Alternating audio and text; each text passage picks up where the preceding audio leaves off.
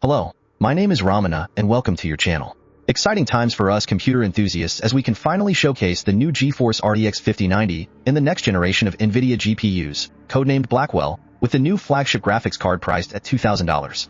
It's been 2 years since Nvidia released the mighty GeForce RTX 4090, an insane $1,600 GPU that smashed the previous generation flagship by a 60% margin, that is, 60% faster on average at 4K. This made it an extremely powerful and exciting option for high-end gaming, even if it was undeniably expensive.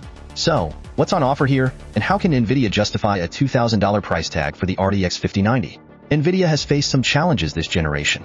While the RTX 50 series takes advantage of cutting-edge technologies such as PCI Express 5.0 and GDDR7 memory, the GPU is built using the same TSMC 4N process as the previous generation. Without improvements to the production node, significant performance gains would require an architectural overhaul, which isn't yet on the table. Therefore, Nvidia's solution was to create a bigger and more powerful GPU. The die is now 23% larger, featuring 33% more cores. It comes equipped with 32 GB of 28 gigabits per second GDDR7 memory on a 512-bit wide memory bus, delivering a bandwidth of 1,792 GB per second, a hefty 78% increase over the RTX 4090. The RTX 5090 is a powerhouse, but it comes with an even steeper price tag, making it 25% more expensive than the RTX 4090. Given that price increase, we expect it to deliver performance far beyond what the specs suggest. RTX 4090 versus RTX 5090 thermals. Before we dive in and get into the blue bar graphs, let's take a look at how Nvidia's Founders Edition version of the RTX 5090 performs compared to the RTX 4090 FE card. For this comparison, we tested The Last of Us Part 1 at 4K with maxed out settings. After an hour of load inside an enclosed ATX case, the RTX 5090 reached a peak GPU temperature of 73 degrees Celsius, which is remarkable given how quiet and compact the card is. The fan speed peaked at 1,600 RPM and remained inaudible over our case fans, which are already very quiet. The cores averaged a clock speed of 2,655 MHz, while GPU power averaged 492 watts. The memory temperature peaked at 88 degrees Celsius, with an operating frequency of 2,334 MHz, providing a transfer speed of 28 gigabits per second. In comparison, the RTX 4090 FE model peaked at 68 degrees Celsius, with a memory temperature of 80 degrees Celsius, and its fan spinning just below 1,500 RPM. Clearly, the RTX 5090 runs slightly hotter and louder. However, given that the RTX 5090 consumed, on average, 35% more power during testing and is a significantly smaller card, these results are nothing short of remarkable. We are incredibly impressed with what Nvidia has achieved here. The RTX 5090 might be the most impressive graphics card we've ever seen. You would never guess, just by looking at it, how much thermal load this cooler can handle so efficiently. It's an outstanding achievement. Now, let's see how it performs. Marvel Rivals.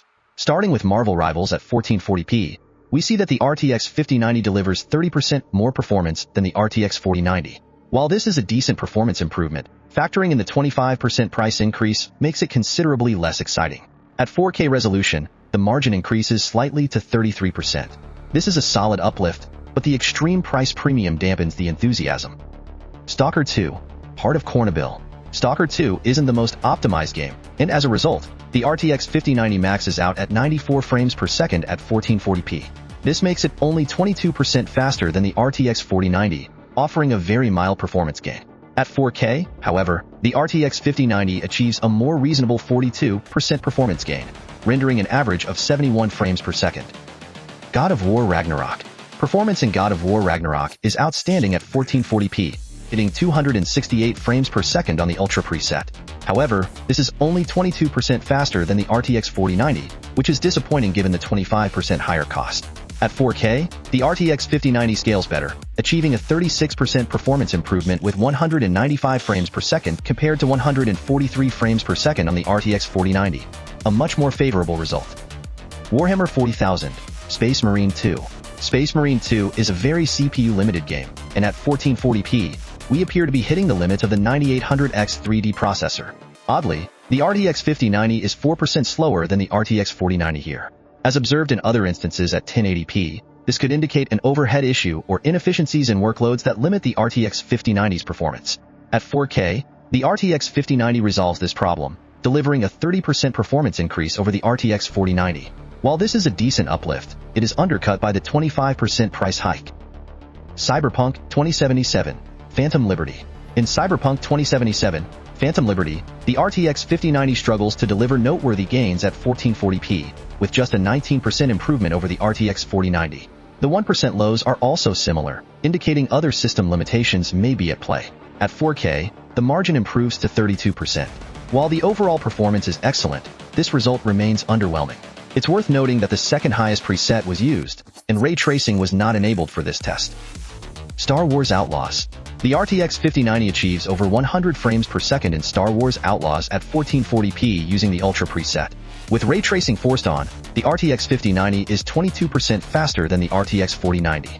Oddly, the margin decreases at 4K, where the RTX 5090 is just 19% faster than the RTX 4090. Typically, we expect the RTX 5090 to show greater advantages at higher resolutions, but that isn't the case here. Performance summary. Although we did not include 1080p data for individual games, here are the average results across the 17 games tested. As seen, both the RTX 4090 and RTX 5090 are heavily CPU limited at this resolution, making them ideal for CPU benchmarking rather than GPU evaluation. Even at 1440p, the RTX 5090 is often heavily limited by the CPU, resulting in just a 12% performance improvement over the RTX 4090 across the 17 games tested. Now at 4K, we can see the potential of the GeForce RTX 5090 where it delivers an average performance improvement of 27%, which looks solid on raw numbers, but it's somewhat disappointing from a value perspective considering it costs 25% more than the 4090. This is why we've been joking internally, calling it the 4090 Ti as it really feels like that's what it is. Even if the RTX 5090 maintained the same $1,600 MSRP as the RTX 4090, it would still feel underwhelming as a next-generation flagship GPU. For comparison, the RTX 4090 was on average 60% faster than the RTX 3090 Ti, while launching at a lower price. It was also 73% faster than the RTX 3090 with only a 7% price increase. By comparison, the RTX 5090's performance and value fall far short of expectations for a generational leap. Power consumption. Now, let's look at power consumption. Most of our power data was recorded at 1440p, which is not ideal for measuring the full power usage of the RTX 5090, but we supplemented this with additional tests for clarity. In Starfield at 1440p, the RTX 5090 increased power consumption by 12% compared to the RTX 4090. In Star Wars Outlaws, we observed a 17% increase in power usage at 1440p, rising from 532 watts to 624 watts. Interestingly, in Space Marine 2, where the RTX 5090 performed worse than the RTX 4090 at 1440p, power consumption decreased by 15%, demonstrating that the RTX 5090 is highly efficient when not operating at full load. To better evaluate power usage, we retested the Radeon RX 7900 XTX, RTX 4090, and RTX 5090 at 4K in 3 games where the RTX 5090 performed well: Dying Light 2, Cyberpunk 2077, and A Plague Tale: Requiem. In these tests, the RTX 5090 increased power consumption by 37 to 41%, depending on the game. These results align more closely with the performance gains seen in these titles. Note that this data combines both CPU and GPU power usage, as GeForce GPUs are known to increase CPU load in certain scenarios, which can reduce GPU load and, in turn, lower power consumption. Finally, we reran those same power tests with a 60 frames per second cap, which yielded some interesting results. In A Plague Tale: Requiem, power consumption for the RTX 5090 was nearly identical to the RTX 4090, with just a 2% increase. In Cyberpunk 2077, the RTX 5090 showed an 8% increase, while in Dying Light 2, it consumed 15% more power. Ray Tracing, Metro Exodus Enhanced. Metro Exodus Enhanced remains one of the few ray tracing games that provides a truly transformative experience with ray tracing enabled, so we felt it was important to include. As a side note, before we show you the results, we've encountered issues testing Metro Exodus Enhanced with Radeon GPUs as of late. While the game has worked in the past, enabling ray tracing now causes system crashes with Radeon GPUs, regardless of whether AMD or Intel systems are used. AMD has replicated the problem and is aware of the issue, but unfortunately, a fix was not available in time for this review.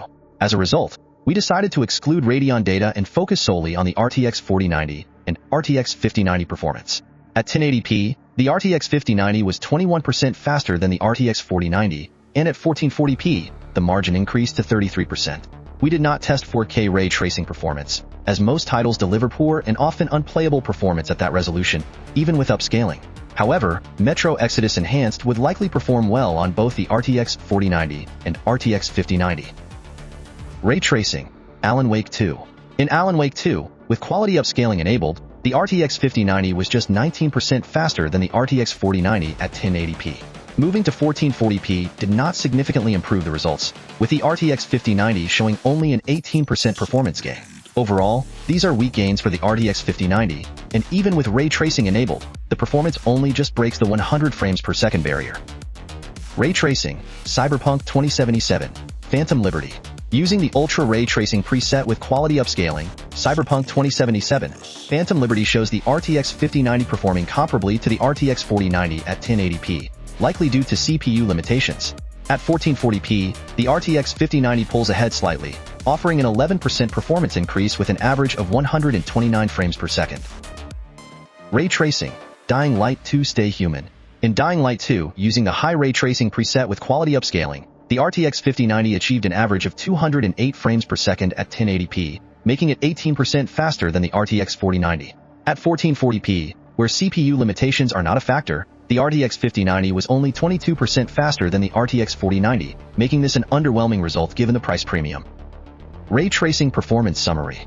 We used a 5-game average for the ray tracing data since Metro Exodus Enhanced had to be excluded due to the issues with Radeon GPUs.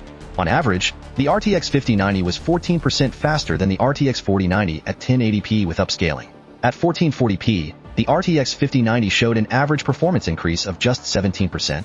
Notably, even with upscaling, the average frame rate at 1440p was just 123 frames per second, far from impressive for a graphics card priced at $2,000. What we learned. It's the world's fastest gaming GPU, but the GeForce RTX 5090 is now the world's fastest gaming GPU. No surprise there. What is shocking, however, is that in our testing, it was on average just 27% faster than the RTX 4090 at 4K, while costing at least 25% more. This is why we've referred to it as the RTX 4090 Ti, because, let's be honest, that's exactly what it is. Nvidia has tried to disguise this by marketing DLSS 4 multi-frame generation as a game-changing feature, akin to dangling a shiny set of keys to distract gamers. Speaking of DLSS 4, we haven't mentioned frame generation much in this review, despite Nvidia heavily promoting it as a key feature of the GeForce 50 series. This omission might seem odd, but we believe frame generation deserves a separate, dedicated analysis. We're already working on an in-depth DLSS 4 review, which will explore the technology in greater detail soon.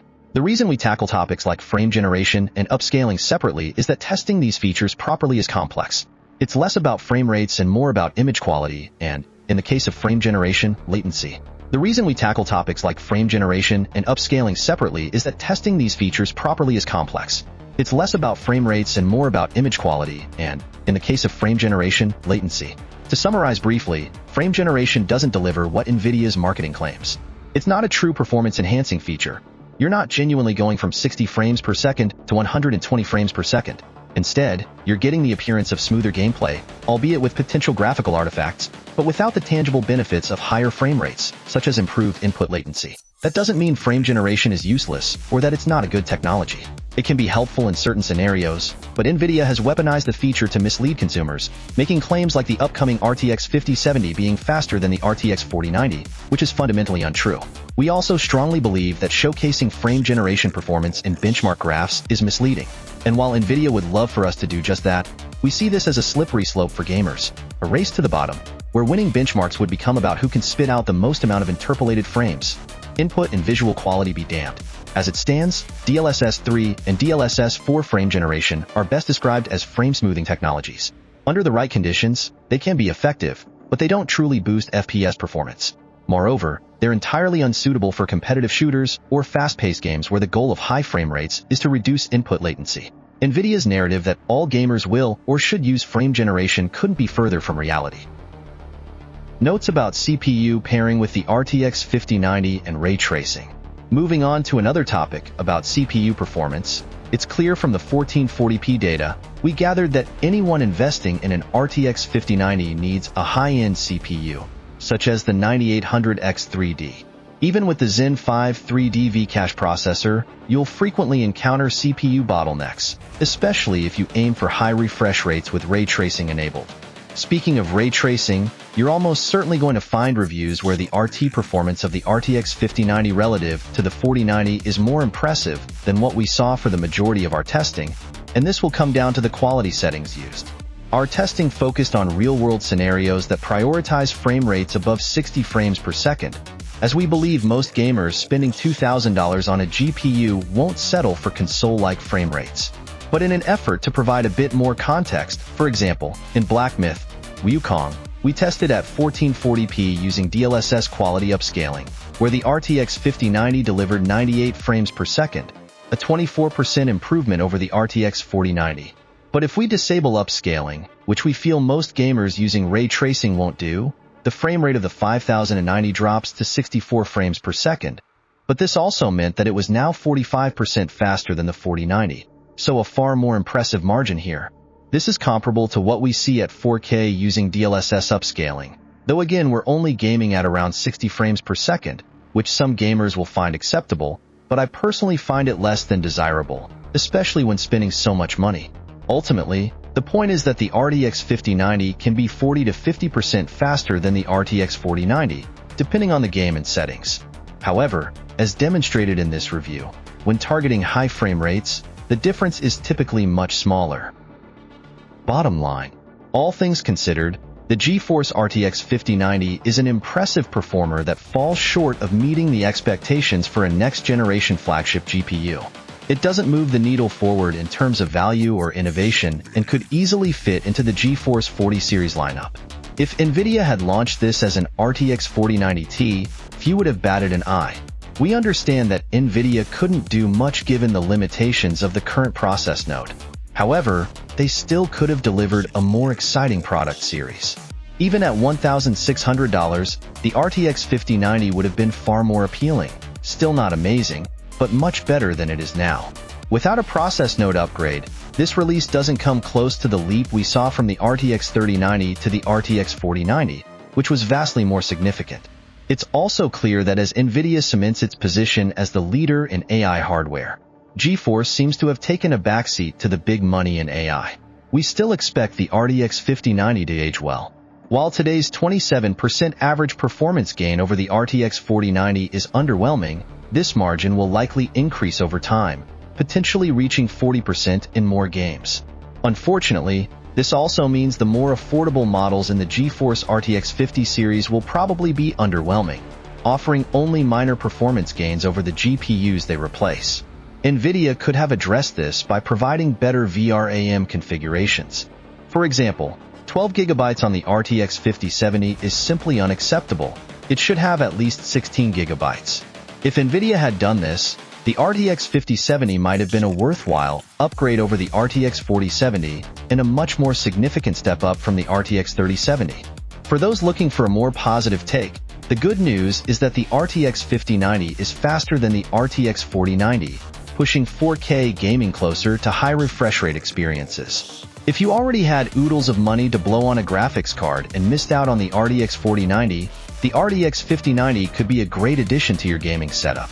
In summary, the RTX 5090 is 25% more expensive than the RTX 4090, delivers an average of 27% more performance, includes 33% more VRAM, and consumes around 30% more power.